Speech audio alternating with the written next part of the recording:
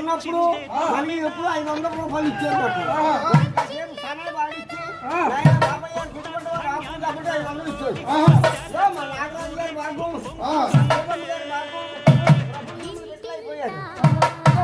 కాబట్టి మా బేబు గారు పోతున్నాగా ఈ ఆంబోతు కాబట్టి ఇంకా లేపి ఆ లక్ష్మి గడప పెట్టాలి.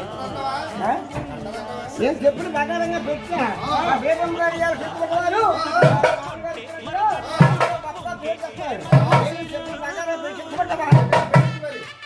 రావుడు సత్తామంత్రి మా బాబాయ్ గారు చూస్తున్న పాప గారు బేబం గారు రాయి ఒకసారి కూతురు కదా ఎందులో అమ్మాయిలో వస్తాను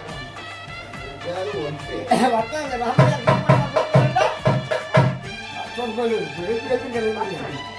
ఎందుకని చదువు బాబాయ్ గారు చదువు కాదు